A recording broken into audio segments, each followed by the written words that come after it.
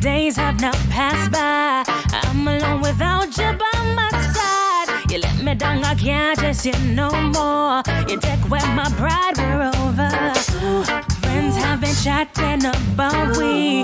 They know everything, can't help what they see. They can see the shame you left on me. I'm in a state of misery.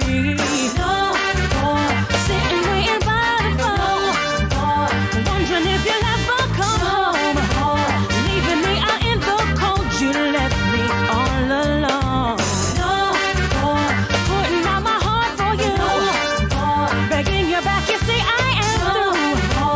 Leaving me out in the cold. You left me all alone.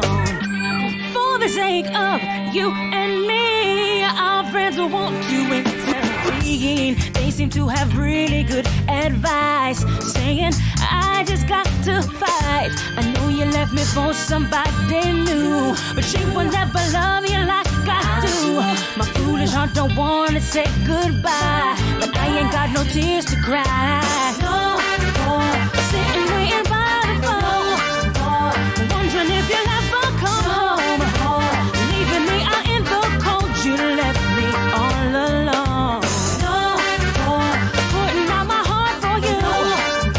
Begging you back, you see I am through. Leaving me out in the cold. You left me all alone. Only heaven knows how hard I tried to fight for you, to make you stay. I feel I've done all I can do. It wasn't ever easy, now you ran away. You didn't stay.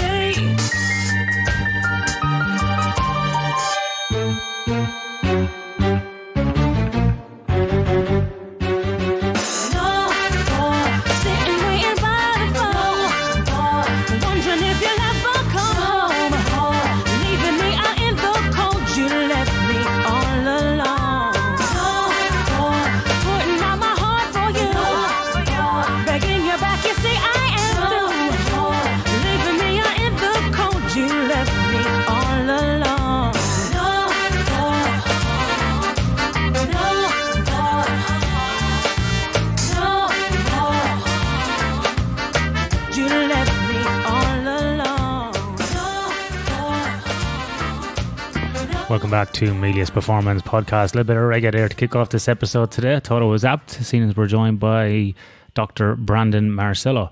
Brandon is based in Florida in the US. We recorded this episode in early January.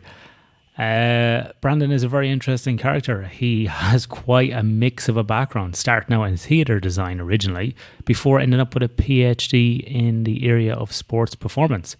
Brandon has worked at Stanford University and now runs his own consultancy business where he works with the military and elite athletes. This is a very interesting episode. I've known Brandon for a couple of years. We do some work together in around sleep and technology. And it was a real pleasure for me to spend some time with Brandon and really understand his background and some of the work that he's done.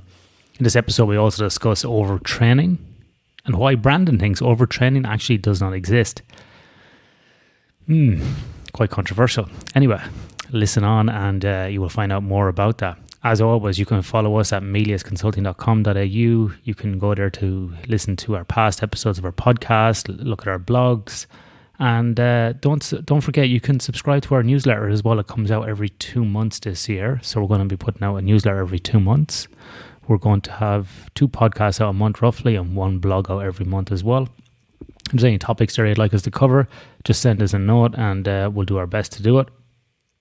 Also, if you follow us on LinkedIn as well, putting up lots of scientific breakdowns, communications up there as well, so lots of free information. And always happy to help. Have a look on our website at some of the solutions we offer as well. More than happy to discuss how we might be able to support your business. Anyway, enough of the guff from me. On with the episode. This is Dr. Brandon Marcello. You left me Welcome back to Melius Performance Podcast. I like doing that countdown because it makes sure that I can still count backwards. That's a good start today, isn't it, Brandon, if you can count? Great start. Brandon, you're as old as me, or maybe even older. I'm not even sure. I don't know. It's hard to tell how old you are. How old are you, Brandon? Let's ask. I'm probably older. Probably older. Old enough to know better, too young to resist. Yes, my statistical knowledge started out with the count on Sesame Street. Do you know why? Here's a question for you, Brandon. You're a smart guy, as the guys would say. You got a PhD. Why did the count never go past 12? I don't know. Do you ever notice on Sesame Street, everything was like 1, 2, 3, 4, 5, 6, 7, 8, 9, 10, 11, 12. That was it. Does nothing exist after 12? Huh. Syllables, maybe. Music? I don't know. I wonder if it's got something to do with Learning Edge. If you have the answer, please send $20 to P.O. Box. Okay, enough messing around. Brandon, welcome to the podcast. Brandon Marcello. Yeah, good to be here. Brandon, where are you joining us from today? Let the good viewers, listeners know where you are. I am in the United States. I am in Florida, the state of Florida here in the United States. The state of Florida. So how's things going? Insanity. Now, whereabouts in Florida are you? Because I had a friend that lived in Florida and he said it was very different. Obviously, down around sort of Key West was different. Mm-hmm. Miami was different. Then sort of on the Gulf side was different. Whereabouts are you and what is the differences around Florida? So we are on the Gulf Coast and we are about halfway down the peninsula, right on the water there. So, so you typically right around along the coastline, you'll have people from, all over the United States because they relocate down here. The closer you get to Miami, obviously you're going to get a greater Latin influence. The farther up you get to the Panhandle, you're going to get more of a southern United States vibe, right? It's a little bit of it's true. It's a melting pot, but the heat is not turned on. So there's melting. We're just simmering. We're just sitting in the pot together. So do you, around your region then, there's not that many sort of Latino or Hispanic people, is there? There's not that many, no. There's a few, certainly, but not like if you go down to Miami, 3 hours south. Yeah. I know a guy that was in Miami, and he was like completely blown away by the fact that nearly so like he said it was like being in Cuba or something. He said most people were just speaking Spanish. He said he had no idea what was going on. Yeah, they announce all the flights at the Miami airport in Spanish first and English second. Really? Yeah. Did you know you can't say Latino anymore, seemingly? You can't? Yeah. Latinx is what you have to say. So you can't say like Latino or Latina, it's Latinx. But seemingly the Latin population, you want to call them that, seemingly don't agree with that. Seemingly it's a white educated university type thing that they want to enforce. Well, in Latin would be, Caesar and Brutus, and they spoke Latin. Yeah, technically. When I started secondary school, high school, I suppose in America, they just got rid of Latin. So it was in the early 90s. Latin had just stopped being taught in school. Yeah. So I don't know if anybody else still learns Latin. Do you know if any people learn Latin in the world anymore? Just the Vatican. Okay, moving swiftly on. That's it, right? And there's a reason for that. It's their code. See, it's the code, yeah. Remember, I grew up in Ireland, Brandon. Yeah. So, Brandon, you are obviously from the United States. Where did you grow up originally in America? So actually I grew up in Florida, spent most of my, and then left here, lived most of my life though in California and then moved back to Florida just, in 2018. Oh, so a few years back. And what were you doing in California before you came back? So I was, I do my consulting business in California, running that out of there. Then before that, I spent 7 years at Stanford University as a director of performance. Oh, very good. So Brandon, you have a PhD in the area of sports performance. How did you get into that? What was your sort of pathway from sort of high school to achieving your PhD? What was that? How did that work? Yeah, so in university, actually, I started studying, and I have a degree in this, in theater design and technology. Theater design? As in set design? Exactly, yeah. Really?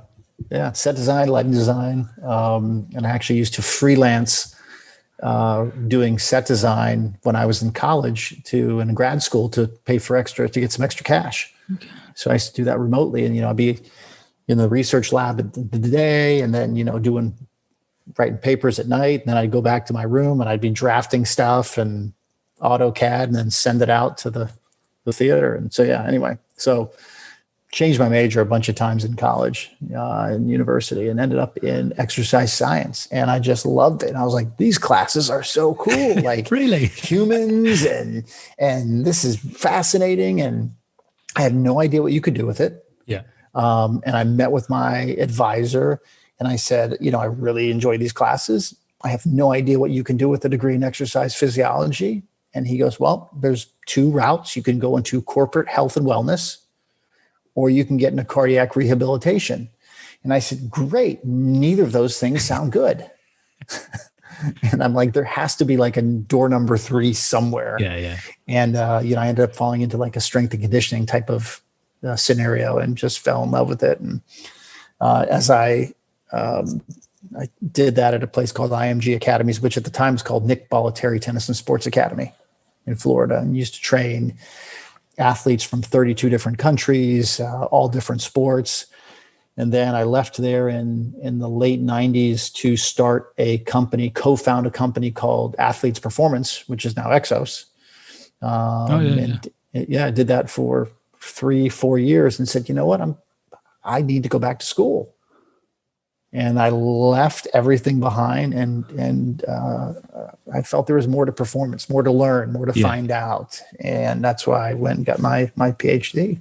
So you actually graduated with an undergraduate degree in theater design and technology, but kind of went off working in exercise physiology. So I had a minor in theater design technology. Yeah. Because I almost completed that degree, but I got my degree in exercise phys. I got my master's degree in exercise phys, and then my PhD in performance. So, wow, that's some combination. It's all over the place, right? I thought I was all over the place. That's pretty good. What similarities, Brandon, if any, did you find between theater design and exercise physiology? Oh, there's tons. Like if you're talking about coaching, coaching is all about entertaining because it's teaching. Coaching is teaching, and teaching is entertaining.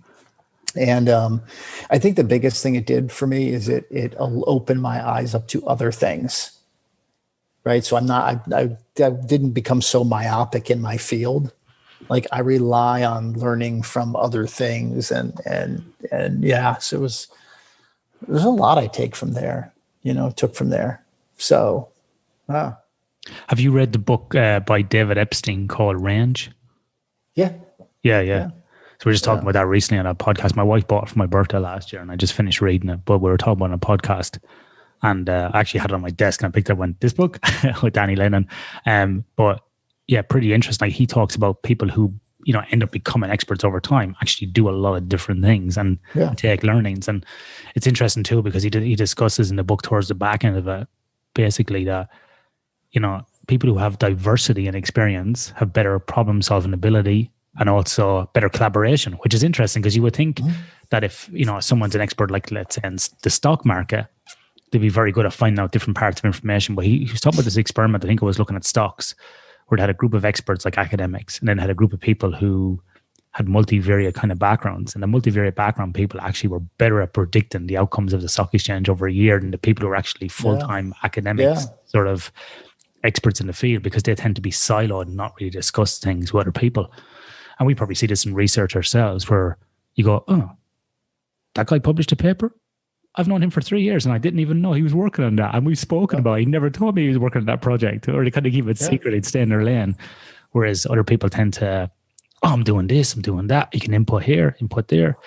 And sort of, like you say, it opens you up. So that's quite interesting. Well, and I think that's what the theater did. It's like, if you look at like these high performance models that we work in on a daily basis and interact with and consult with, it's like, in a theater, you have a director, and the director oversees everything. And you have a lighting designer and a set designer and a costume designer and you have stage managers and actors and all these different people, and they are trusted to do their own thing and stay in their lane, but for the greater good of the production. Right. And it's essentially what we do in the we would like to do in the high performance model. But as you said, it becomes very, siloed, and people get very, stuck in that. So totally. Yeah. Makes perfect sense.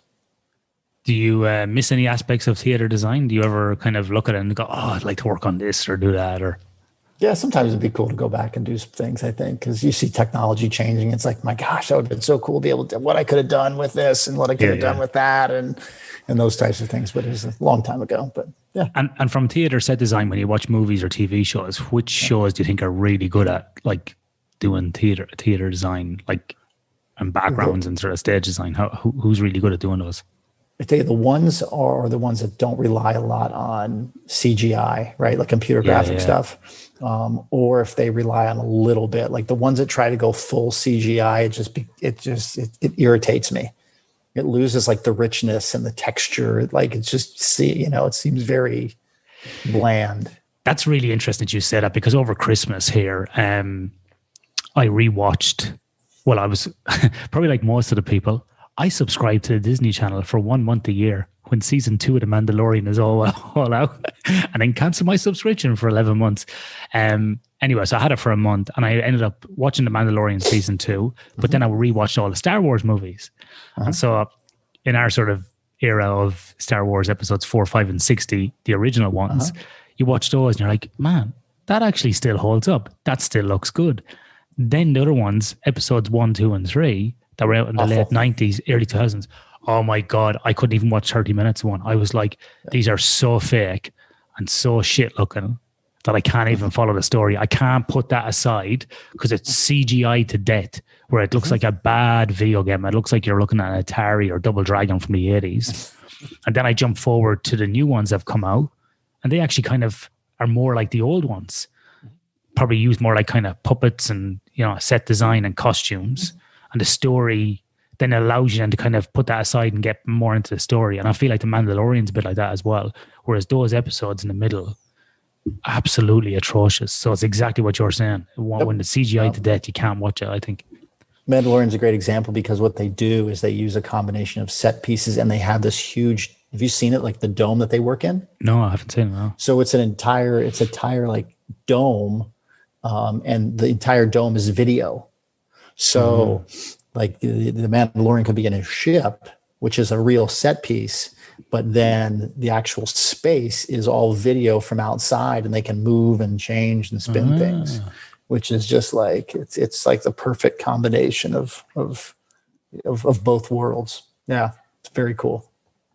The guy that directs that, Jon Favreau, he was the guy that did the, what's that one he did with, Vince Vaughn himself did back in the 90s. I got Wedding Crashers in my head, but it's not Wedding Crashers. It's something else. It's Swingers, is it? Swingers. Yep. Swingers. He was in that. I think he only directed like 1 or 2 things before he got into, he was an actor. He was in actually a few episodes of The Sopranos as well. Yeah, he was in Rudy, the movie Rudy. Oh, Rudy. Yeah. Rudy. That's right. Yeah, North American football. One of his earliest things. Yeah. He's a talented guy. He's absolutely awesome at the Mandalorian. Yeah. Like he's just, he's captured the imagination of most 40-year-olds. Yeah. Totally. Yeah. And baby Yoda attracts my wife. Oh, look at baby Yoda. I'm like, yes, I get to watch The Mandalorian. My wife won't go near any of it. Well, my wife's like, oh, the rest of it's stupid. That's all stupid, that stuff. But, oh, look at baby Yoda. Oh, look at him. Oh. And then when his name came out this season, she's like, what? I thought he was baby Yoda. I'm like, I don't know. I'm just watching the rest of it. So, Brandon, you went back, you sort of dropped tools, decided to go back and do your PhD. Now, in America, it's slightly different, isn't it? You do a master's as part of the PhD program. Is that right? No, you don't have to. Oh, you don't have to? Okay. I actually did my undergrad and master's first, and then went back and did the PhD. Yeah. Okay, yeah. Yeah, but we do have some different tracks here in the United States. Some people have a terminal PhD program where you start a master's and you actually end up with a PhD. They're all very different. Schools are very different. Yeah. Because it's a little bit different here in Australia. A lot of people do what's called honors, which is a year after your undergrad. And that's like kind of a research year. And then you use that then to leapfrog into PhD. And there's a few people like myself who come with masters from maybe different fields. And then you have to kind of get approved to do a PhD. So it's not the traditional route I did, but yeah. So when you did your PhD, what university did you go to, and what was your topic of focus for that? So yeah, I went to Baylor University, which is in Texas. And my dissertation was looked at overtraining. Overtraining, yeah, which I don't believe in, and I didn't think existed, and I still don't think it exists. Really? And people argue with me on this because I say it's under recovery, and they say, well, that's the same thing, isn't it? Just semantics. And I'm like, actually, no. And I talk about sleep, something that you and I are very, very passionate about, and it's about if you have two identical people and they train both the same volumes, intensities, loads, densities, and frequencies, but one gets, maybe 40 hours of sleep and the other one gets, cumulatively on a week, and another one gets like 50 hours, but the one that gets 40, starts to feel miserable, right? And and starts to exhibit overtraining. I prefer maladaptation. Right? It's not because that person was training too much. It was because they just weren't recovered enough. So I don't think you can really train too much. I think if your recovery modalities and your recovery isn't prescribed correctly, then I think you can have a poor adaptation to training. But that's a very interesting. Yeah, I'm just kind of working through my head. That's really interesting. So when you looked at this, in what specific populations did you look at this as a topic? It was I used one of our athletic teams at Baylor. Yeah. So I measured them across the season, looked at psychological variables, looked at physiological variables, blood work, hormone levels, you name it. Yeah. And what sport was that, Brandon? Softball. Yeah. Softball is like women, so I had to control for like menstrual cycles and things of that nature too. So females as well. Yep. Wow. Yeah, it made it very difficult. Yeah, that would be hard. Yeah. So when you talk about overtraining, what's the classical definition of overtraining? How would people define overtraining? Well, people would look at overtraining and they would say it is a result of too much volume, loads, intensities, densities, frequencies, right? And then there's a number of signs and symptoms that people could exhibit, right? And there's two different distinct types, and the symptoms are very opposite. Some people might have a high heart rate. Some people might have a low heart rate. Some people may have trouble sleeping. Some people might not have trouble sleeping, right? But there's these two different distinct types of avenues they could go when they overtrain. And again, I think it's just they are not recovering correctly. So they are not adapting to the training stimulus, right? The response to the stimulus is an adverse one instead of a positive one. And do you think, Brandon, that's mainly driven from people just not allowing time for recovery, such as like we say, like sleep or massage or just rest, time off legs? Because I think and the reason I'm asking is probably not so much in professional athletes, but amateur particularly, or, we'll look at the classic middle class, person, middle of the road professional between 30 and 50, 2 kids, works like 40 to 60 hours a week, depending on what's going on. That person and their partner then is working like whether it's male or female, but two income family type of thing, trying to balance that. Then plus they want to go out on a Friday night, have a few drinks, then maybe have someone around for like a dinner party on a Saturday night. And they're getting like 4 or 5 hours sleep because when I get up at 6 o'clock in the morning and do like 100K bike ride, and then they go, oh man, I just always overtraining. And I always go, well, look at your kind of, your weekly cycle and the opportunity for recovery, for sleep and for just time on rest and different activities. Is that kind of what you're talking about as well, where people just don't allow that time for recovery and therefore it gets presented as I'm overtraining? Exactly, because my point is that they would be able to handle that load of that ride if they had adequate recovery in place, right? If they had got the decent sleep, if they had gotten if they're hydrated or proper nutrition or those things, right? Then they would be able to handle those loads. So the reason they couldn't handle loads wasn't because there was too much of a load. It was because they didn't set themselves up to handle the load, so to speak. So this is really interesting, Brandon, because in my kind of mind's eye, I'm visualizing this, where a lot of people kind of go, right, I want to run, I don't know, a marathon, right? Got 6 months to do it. I need to run X amount of kilometers this week, Y amount of kilometers this week, Z amount of kilometers this week. And then I go into the next phase, like when we talk about kind of mesocycles of training, and little microcycles, meso and microcycles of training. And that's what they want to do. Whereas in actual fact, we should probably look at it the opposite way and go, actually, how much time available do I have for recovery? Yep. Plus, what do I need for work, family, and so on? Yep. What's the time left? And then therefore then change my training program. So I might actually, after I do that reverse calculation, go, I'm not going to be able to train for a marathon in 6 months, but it might take me 8 months to do it. 100%. Yep. And you hit it on the head, there's like 4 domains to really optimize performance. You have to optimize the physical, the cognitive, the social, and the emotional. Yeah.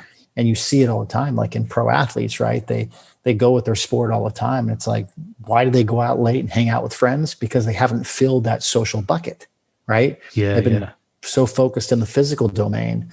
And you have to balance all of them. So sometimes recovery could be spending the day with your family, or could be going out with friends and having some wine.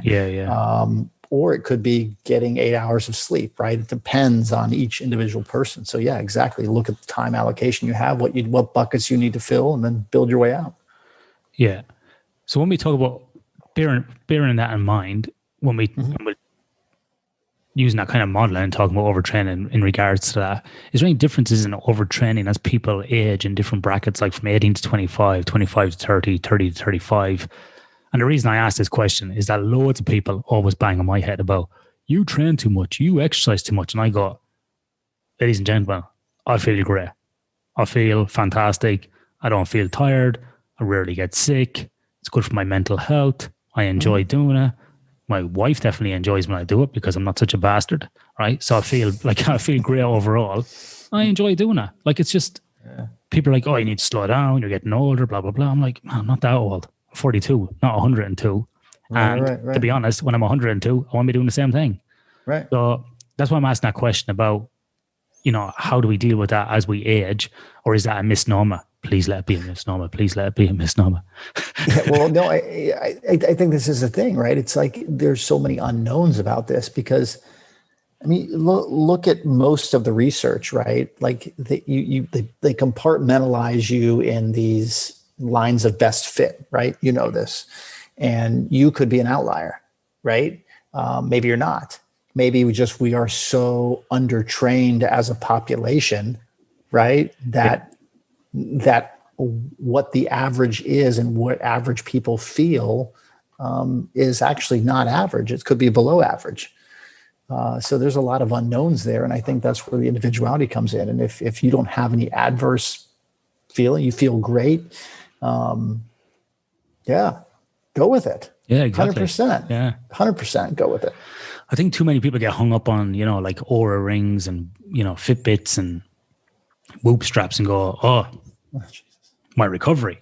And I know we've spoken about this before in different forums, but people are like, oh, my recovery, I haven't adequately recovered. And I often said to people like, how do you feel? Oh, I felt really great, but like this thing said, it was like 5 out of 10, or I didn't get enough REM sleep last night. And this comes back to what we were speaking about before the podcast about scientific evidence and education.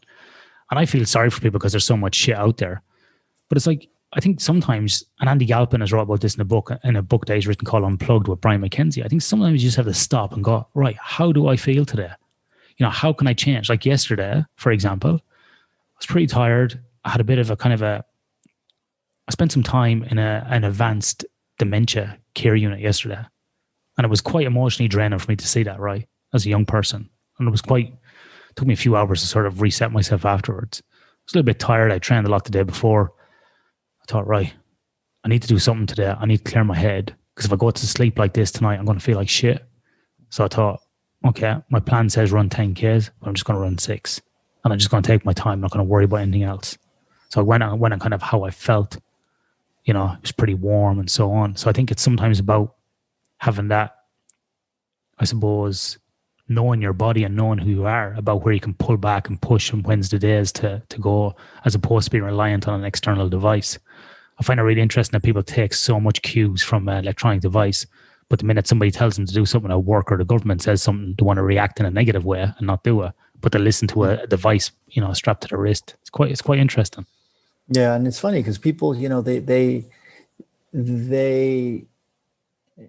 use these devices as a way of somebody to give them answers, not guide their decisions. Yeah.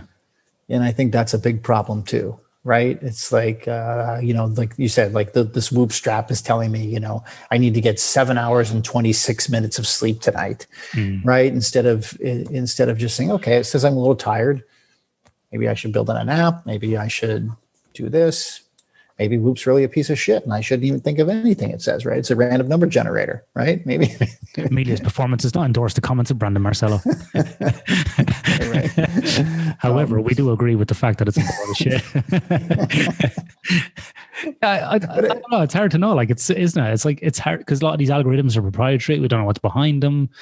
They're inferring things about different things. We've spoken about this in the podcast before, like REM sleep. It's an inference of an inference. Like, we don't know. And it's gospel then. But it's funny, isn't it, how people go, well, that's what's happening. But then they'll argue about the scientific method and go, it's all an opinion, but they'll believe the watch. Right. But that's the thing. It's like people think because a technology is out of the market that it must be valid and reliable. Like, oh, they wouldn't put something out that doesn't work, would they? Well, actually, yes, they do. They do. Yeah. Right. And I think that's the thing. It's just people, it's like a lot of these technology companies are really marketing companies. They're not technology companies. They're definitely not medical companies anyway. We'll say that. They're not medical companies either. Yeah. They're definitely not that. And people have this idea that, but how can they put out a device and say measure sleep and recovery, and this is really good, and they can like diagnose like sleep apnea and tell you when you're going to get COVID? I'm like, it's complete horseshit. If you look at the approvals that they have, some do and some don't have, the Food, Drug and the FDA approval, whatever it was, a Food and Drug Administration in America. Some do, some don't, but that doesn't mean anything either. And lots of them, when they do have approval, are for measures of a physical activity when you look at the wording in it. So it's like, come on, guys. Yeah, they're pretty bad. Yeah. But yeah, exactly. So we rely too much, I think, on those pieces. But I think some people aren't in tune to their bodies, right? Mm-hmm. Other people are. And I think there's just like we all have different personalities. We all have different proclivities. Some people are better at following their bodies and other people are not because they've done it longer. Yeah. So Brendan, when we're talking about like, overtraining or optimization of performance, is there a kind of a guidance or a magic number where people should progress their training over time? Using that example again, if they're training for a marathon over 6 months, should people look to increase the training load whilst the counter action of that is ensuring enough time for recovery? Should they increase it by a certain amount every week? Should they try to, I don't know, hit like a certain number and keep it the same for the whole 6 months? How should people look at that so they don't feel like they're burning out straight away? Yeah, I look at it from a standpoint of just, and this, not going to give you a direct answer here, but it's like, it's stimulus and response. What is your desired response that you want your body to have? Yeah. And if you're not getting that response, you need to reevaluate the stimulus that your body's getting. If I want to get, faster and my body, I'm not getting faster with my training, I need to look at that stimulus. Why am I not getting faster? Right. And then I can start looking at all my variables: volumes, intensities, load, densities, frequencies, sleep, nutrition, recovery, stress at work, unhealthy stress, good stress, right? All these different things. It's a lot, right? I mean, I just did I didn't just do this. This was like maybe 3 years ago. I did a project for our military here in the United States. And they're like, we need to build a framework for assessing human performance. And you saw it, right? All those different elements. It looked like a flight map.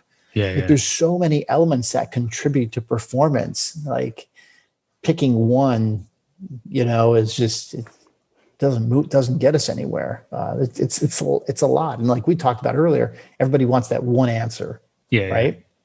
They want that one answer. Like, don't have it. Yeah.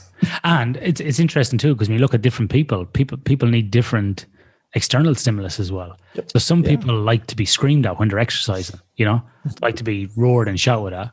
You can roar and shout at me. I'm just going to keep doing what I'm doing, right? It's not going to make an effect on me. And maybe that's from a, you years of growing up in rugby training and then being in the military, maybe you just kind of learn to switch off to and just, do the job and do the task and get your head down, not worry about what people are saying. Other people love that. Like I see people doing personal training in a park and some trainer is like screaming at them or roaring at them. I'm like, I don't want to pay $100 for that. I can scream or roar myself inside my own head. Right. Or I'm quite capable of putting on like an 80s play mix and listening to Foreigner and going running for 2 or 3 hours. Yeah. So I think it depends on, like you said again, what you're trying to achieve, but also those inputs and what you like and what you don't like. Mm-hmm. And then how it's making you feel as well. Because I think a lot of people are out there going, training for Ironmans or training for jiu-jitsu competitions or long distance runs or whatever. And they're acting like they're going to be world champions. It's like, put into perspective, guys. You're 45 years of age. What little go. Like, you're not going to be world champ. I know you want to do good and it's admirable, but put it into perspective, Right. Yeah. You got to balance these things, So, Brandon, I've often heard before that people should increase trend load by 10% week on week. And a bit like what they do with weights, that gradual sort of, nearly like the Japanese term Kaizen, small incremental improvements, build it up and hit a sort of a stride. Is that something that actually holds any merit or weight, or should we look at that? I mean, it's a starting point if you want to look at that. Yeah. And then you could, it's just like anything, whether it's volumes or loads or even like heart rate, right? There's a plus or minus 5 in there, right? Yeah. So 10%, I increased 10%, my performance didn't improve, right? Or I increased it 10%, I started feeling like crap. Maybe I needed to increase it by 8%, right? So I don't think there are absolutes. I think there are absolute guidelines, but I think those now have to come with a range. So say 10% plus or minus 4, again, made up another number there and judge accordingly. Some weeks you might be able to increase it by 12. Other weeks you might only be able to increase it by 8. So this is where you're kind of using like nearly Six Sigma problem solving and engineering. You want nearly like a control chart. You want these min and max levels, and you want to try and keep within that variability, give yourself some wiggle room. People might do this with calories as well, doing zigzag calorie restriction. You want that sort of, and you want to hit that zone of, let's say, caloric intake, heart rate variability, training load, speeds. It's quite a lot to look at. It is a lot. It is, but I actually think that intuitively, if you know your body and you're in tune with it, you're going to probably manage these things pretty well anyway by listening to your body and understanding how you move and how you get around. So it can be quite daunting for somebody. However, is there benefit, Brandon, in training from a psychological perspective when you do feel like shit? So when your heart rate is all over the place, when you're feeling tired, it's too hot, it's too cold, you don't feel great, is there any benefit in going without making yourself sick or injuring yourself, obviously, is there benefit in going, right, this is the day where I got to push a little bit more? Absolutely. 100%. Right. I mean, as humans, we limit ourselves as humans, right? We can do some pretty amazing stuff physically. We see it all the time. Right. But we reserve it for like the elite. We all mostly possess it. The question is, can we tap into it? Are we willing to feel miserable? Right. And I mean, that's what like the elite people push themselves. Yeah. But if you're going out and you just need to push yourself a little bit harder and just do it, that's what you do. And I don't think there's any harm in that at all. And usually, and this happens to me too. Like I'm getting ready to go on my run and I got 5K, very light day, and I don't feel like doing it. My wife says, you're going to feel better after you go. Yeah. And I come back, feel amazing. Right. I'm like, you're right. I just did, and you had to push yourself a little bit. And nothing wrong with that. I think it's a good thing. Like David Goggins? Yeah. So David Goggins, right? I think he's a fucking lunatic. There's no two ways about it. I think, to use the term overtrain. Yeah. But you know what? He's got the life where he can spend all the time recovering. Yeah. He's not doing 50 other different things. His life is different than mine. I think it's great. I love the way he uses like the hate for motivation. I love that because I love taking hate and fear and bullshit and using that as fuel and negativity. I love that, right? But I also love the way he says, sometimes I spent an hour looking at my motherfucking shoes. That was the hardest part of today. Like he struggles. A guy that's highly motivated to put his shoes on and get out the door. And I often say the same thing. People go, what's the hardest part of doing a swim, or what's the hardest part of doing a run? I'm like, the first stroke or the first foot or Yeah. Like sometimes when I go to jiu-jitsu, like I feel like shit driving there, and sometimes I'm slightly afraid. I'm like, because you're going in there to grapple with another man. It's like, but that's good. I think that fear and that negativity is good sometimes, where it makes you push that little bit extra, and then you come out not only feeling good from the exercise, but feeling good that you overcame your insecurities as well. You know. Yep, and that's that cognitive, physical, social, and emotional. Right? They're all connected. Yeah. So you do get a boost in performance. And to be honest with you, Brandon, I probably wouldn't have quit my job and went back and did a PhD if I hadn't run long distances in my life. I've said that many times because I've seen what I've been able to do from a physical standpoint in the military, or running 100 Ks or running 100 miles. And I was like, if I can do that, or I can get the shit kicked out of me at jiu-jitsu, I can do this. Because at least I'm working on a PhD. No one's going to be hitting me or trying to choke me, or no one's making me run every day. Right. You know, it's under my own steam, and I actually found it quite enjoyable. Obviously, I was in a good place in my life as well, and I had a bit of experience. I was 36 when I went back to do it, so you're obviously a bit more mature. Well, plus or minus for that one. So I think there's benefits to how exercise can affect your, like you said, cognitive and social aspects as well. Yeah. What would be some of the negative things you may have seen from people overtraining? Like we talk about chronic fatigue syndrome, people getting burnt out. Have you seen some extreme cases of that? And then what would be some of the warning markers that we might be able to see and maybe able to identify before we get to that stage where we just get completely jaded of a sport? Yeah, well, typically, I'll see that these types of maladaptation syndromes, they typically occur they manifest psychologically first, right? Performance-wise, if we see it in our performance, it's usually been around for a while. So performance is going to be the last place you're going to see it. Psychologically, you're going to see it. Physiologically, you might be able to pick it up as well, right? But that's by being invasive and looking at different markers, typically in the blood and things like that.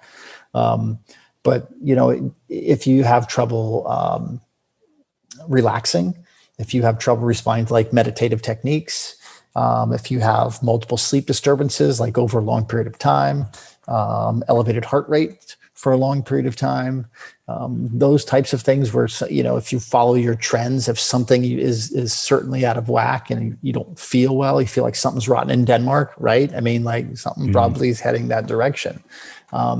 And sometimes people think they need to push through that and continue to push through that. And getting, as we spoke about earlier, there is something that's beneficial about pushing through it. But when you do that in an adverse physiological state, then that's something different, right?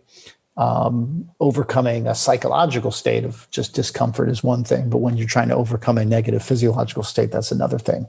And that's when it can be a little bit dangerous, right? And then, like you said, you can achieve burnout, but that burnout is typically because you're not filling your other buckets, the social, emotional, and cognitive. You're filling all physical and doing physical all the time, and you become addicted to the physical side. Mm-hmm. You're pushing yourself in the physical realm, and you're focused on outcomes in the physical realm, and you ignore the other three domains, which are equally as important. That's really interesting. I'm sitting here nodding my head because I had the same thing with running. After running for like 8 or 9 years, my performance wasn't being affected. In actual fact, I was like finishing in a 50K race inside the top 10%, 100K race inside the top 15% in mountain races. I was doing quite well, but I was completely pissed off. I was just burnt out. I was sick of training in the heat. I was sick of training over the summer. I was sick of doing the same thing, sick of doing the same race, sick of like doing the same over and over again. It just became Groundhog Day. And it was my wife suggested me to like try swimming because I was really bad at swimming. I couldn't swim 2Ks in the ocean without nearly drowning. And the first time I went swimming, I swam 800 meters and nearly collapsed in the change room. It was the first time ever to do a squad training session, And I think for me, it's just as much about the cognitive challenge as it is about the physical as well. I need to use your term there about filling all those buckets. Mm-hmm. And I think that's what keeps me engaged. And I know other people are like that as well. I got a friend as well who's a very good swimmer. We just swam to an island here before Christmas that's some 20 Ks off the coast, and he used to do triathlons. And he's kind of doing the same as me now. He's swimming during the summer and running during the winter. And he stopped doing triathlons, got rid of the bike. Yeah, I think he either sold or said it was up for sale. Same thing as well, though. He just likes that different challenge, and he was getting stale doing triathlons. He was tired. He was bored. He wasn't able to spend time with his kids, and he finds like just kind of splitting the year in half and concentrate on one sport was actually better for him and freed him up to do some other things. But also as well, he's got different challenges now to work on. So he feels motivated all year round. I think that's really important as well. You don't have to, play soccer till you're 100 if you don't like it, or, you can change sports or do different things to keep yourself engaged. So you don't have to stay just constantly repeating the same thing over and over again. Another guy here actually on the same subject, Nevin, a guy who trained jiu-jitsu, a pretty big guy, he used to play rugby. And he has a strongman gym here in Western Australia. He's got a master's in exercise science. I think he did it under a guy you'd know, Greg Haff at ECU. Yeah. Edith County University. They've got a master's strength and conditioning program there. Anyway, so Nevin last year during the lockdown period here in Australia went, okay, I'm really shit at running, and trained himself to run a marathon, and went out then and just ran 42Ks on his own. Lost a ton of weight, obviously, to do it. But that kind of same thing. I want to go from one extreme to the other.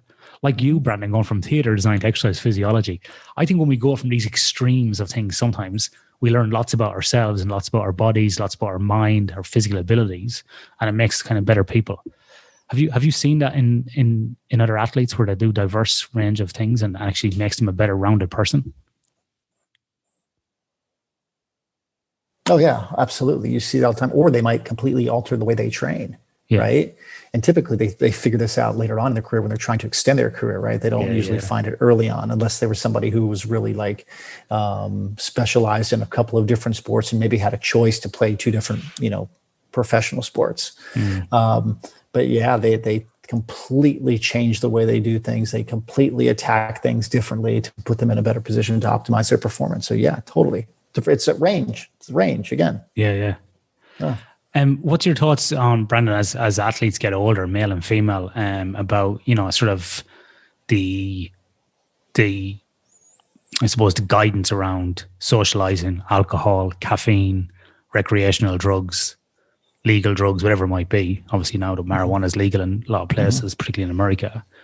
But what's your guidance on athletes as they get older, managing those type of things and weight and so on? Because I see a lot of those things kind of getting thrown by the wayside, and people still think in their mind that they're 16, particularly men, think that they're still 16 years of age and they can just exercise their way out of unhealthy habits. What sort of advice do you give to people like that? Well, I think some have the ability to get away with it. Those are the outliers, right? That's the person that smoked 3 packs a day till since they were 13 years old and lived to be 102, right? That's not going to be everybody. So, I've seen it where the athlete, the pro athlete comes in and says, I was hungover and I had the best game of my life, right? That's a one-off, right? That's luck. That's not sustainable high performance, right? That's one high performance outcome. But yeah, the ones that you have to throw those to the side, right? You have to limit those. You still have to fill the social bucket. You still have to go out with friends, and if you do drink, sure, have a drink here, have a drink there, but it's going to impact you a little bit differently, right? 100%. So you have to start managing those things, and that's what you see in the older athlete, right? The ones that say, "I want to play 5 more years. I'll do anything you tell me." Yeah. Right. And then you start with sleep and they're like, yes, I will do that. I used to never sleep, right? I'll do whatever I need to do. Nutrition. Yeah. I used to go eat McDonald's, right? I won't touch it. I'll hire a chef and I'll bring in whatever, right? They will tweak every aspect and fine tune every aspect of those things that they didn't do. And what they realize is they're training less. They're putting less mileage on their bodies. And they're performing at a decent level because they've changed all the other pieces of the environment. Yeah, it is amazing. Like when you start changing some of those things, how better you feel. Yeah. Yeah. And they always say, by the time the mind figures it out, it's too late for the body. There's some truth to that. Right. And then in recent years, we see lots of stuff online about meditation, headspace, relaxation techniques, whatever it might be. Yoga kicking off as well. And look, all these things come with a bit of spiritual bullshit as well and charlatans. But how do you think they may help people in the balance of overtraining? Because there's very little out there on these type of, novel techniques that people are using, obviously been around for many years in sort of Eastern society, if you want to call it that. In the Asian countries, we've seen lots of meditation and yoga happening, but very new to the West and becoming very popular, and people swearing by them. How do you think that may help or hinder people? I think it frees up bandwidth in our nervous system, right? So I think, if you look at really what, traditional Chinese medicine and yin and yang, right? Or what pranayama was trying to do in breathing and practices in ancient India, all they were trying to do was achieve balance in the autonomic nervous system. That's what yin and yang is, right? The sympathetic and the parasympathetic. That's all they're trying to do. And, that's what Buddhist monks are trying to do. Prayer and spirituality pushes you parasympathetically. Chanting pushes you parasympathetically. All these ancient techniques, shamanism, right? They used to dance and dance and dance until they dropped. So they would just exude every bit of physical exertion they could till they became 100% parasympathetic and dropped, right? And I think what's happening here in the West is that people are seeing the negative effects of getting stuck on the sympathetic side of the nervous system. And when we get stuck there and we can't bring our nervous system back into balance, then we see some pretty nasty health consequences.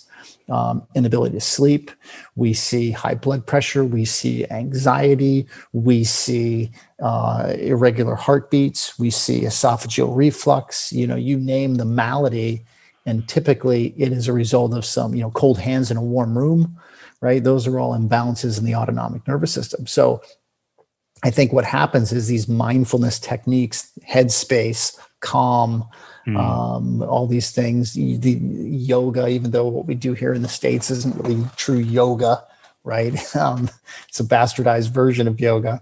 But at the end of the day, what it does, it gets people to, stay focused in the present, right? And forget about things. Like if you talk to any late night television host and they say, what do you do for a living? They say, it's my job to get people to forget about their problems for 1 hour.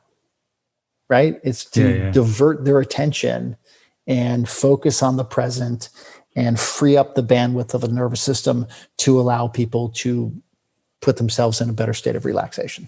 Yeah. But like a comedian. Yeah, totally. But that's what hobbies do, right? I mean, people without knowing why, that's essentially what they're doing. Right. And I think that's what these meditative aspects do. There's some other benefits, right? Of getting people to read themselves better, right? Pay attention to their bodies better. But, at the root of it, that's what we're trying to do. How to get that nervous system back into a better balance. Brandon, you mentioned two terms there, parasympathetic and sympathetic. How would you describe those for people who may not have heard those terms before or have heard them and don't actually know what they mean? Yeah, so there's the autonomic nervous system in our human body, and that just runs automatically, right? It's just everything that runs behind the scenes, our heartbeat, breathing, digestion, all that stuff. And there's two divisions of that nervous system. The sympathetic, which is they also call it the fight or flight, which if somebody was just to jump out from behind you and scare you, right? Your heart rate increases, your blood pressure increases, your pupils dilate. Some people piss themselves, right? Whatever. There is it puts you in a position to either run or fight because it's there for your survival. It's like our lizard brain or mammalian brain, right? It tells us that there's some sort of danger. So our body goes through this whole cascade of physiological responses to now put us in a position to survive that danger. Parasympathetic is the completely opposite. Some people call it the rest and digest. Some people call it the read and breed type of just relaxing type of thing, right? So it's when you're calm and your heart rate is lower and your digestion's happening at an ideal rate. You're just in a very relaxed state. So that's the difference between the two. And we should achieve balance. Yeah. For whatever reason, because of, being connected all the time on, Zooms or phones or, lighting, or you live in cities and noise, things like that. We seem to kind of get just a little bit out of balance, and we have a hard time getting back into that balance between the two. Yeah. Very interesting. Excellent. There you go.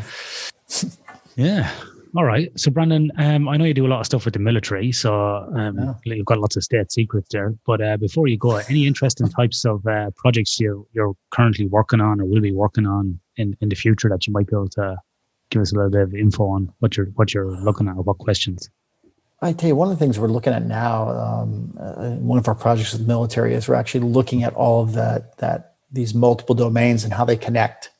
So we're looking at for instance, a marksmanship study. So we're looking at expert marksmanship and novice marksmen, and we're putting them through a stress shoot. So it's going to be physical, but it's also going to be cognitive stress as well. Yeah. And then we want to see how they respond. So we're looking at a lot of different measures, a lot of different metrics. We're not just focusing on one area. We're looking at a lot of different things. And we're going to tie in sleep, and we're going to tie in a lot of these other things that they're doing and look at that weeks in advance before the stress shoot. So to see what kind of lifestyle and pattern behaviors up to that point. So instead of just capturing it in that one session, we're going to look at lifestyle stuff on either side of it on the bookends and look at nutrition and all these other things and stress management, lifestyle management, social, cognitive, physical, emotional, all these different things to kind of give us a better understanding of okay, what's the next question we want to ask? Yeah. That's really cool. Yeah, because when I joined the army, I was a terrible shot. Nervous with the weapon, taste of carbon in my mouth. Ended up then going on the general purpose machine gun shooting team then a few years later because I just got used to it and just over time and learned breathing techniques, and not that I was any phenom on it, but probably got put on there for something to do. But anyway, it is interesting over time how all those things would affect it. So be interested to see that, because there's loads of variables there that affect shooting accuracy, caffeine, sleep. Yes. There's been some interesting studies done that by people like Gary Kamamori, sleep deprivation, sleep restriction, time to react. That's very, very interesting and very pertinent as well because, in an operational setting, it's not just about saving your life, it's about saving your mate's life beside you as well. So there is a kind of a battle objective or rationale for doing that type of work. So 100%. Quite interesting, yeah. Brandon, you're also available though to do consultancy for the general peasants of the world like myself. You don't just work with military, you work with lots of different people, and you're quite active in areas of kind of research and stuff. So how can people get in contact with you, and more importantly, what is the kind of services you do offer through your consultancy? Yeah, so service-wise, I do a lot of different things. I work military, I work with pro sport, I work with athletes, I work with organizations, businesses, right? People who are just high performers. Yeah. Anybody that needs to solve a human performance problem, that's what I do. So, it could be anything from helping people find the right people to be a part of their team, to coming in to see what they do well and what they don't do well, to providing specific solutions and countermeasures for what they do, right? It could be anything that's related to human performance. And then how they get a hold of me, have a website, BrandonMarcelloPhD.com. Get a hold of me through there. It's quite simple. And then, excellent. And do you have any university links as well, Brandon? Are you active in that sort of field as well? Do you working with any researchers or PhD students, or do you dabble in that area? PhD students at the moment, but I'm talking to some people that might be some potential down the road. Okay. Yeah. Excellent. Brandon, thank you very much for your time today. I really appreciate it. That was a very interesting conversation. As always, I learned lots about the guests and stimulates me actually in thinking about some different things and different approaches for some of my upcoming projects and research. So really appreciate that. No. And I think by the time this is released, you should have either the same president or a new president. We'll see what happens. No, let's hope a new one, please. Please. Could be The Rock. That's right. Dwayne Johnson, 2024. Thanks, Brendan. Dreams big, boy, you're gonna make it. Stand tall, there's a higher road you're taking. Let go of everything that you know and be wild in the mystery. Yeah. I've been in the darkness for 40 days.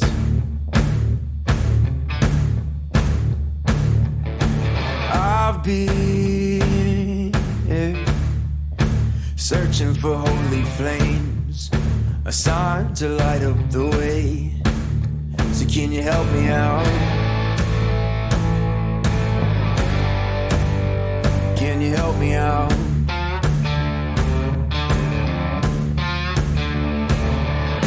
I've been more certain of truth before.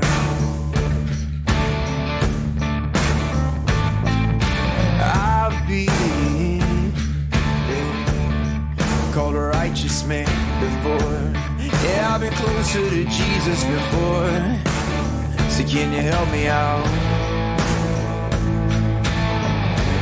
Oh, can you help me out? Am I on my own? Am I on my own? But can you help me out? Am I on my own? Am I on my own? But can you help me out? Can you help me out? I've been scared to look in my soul.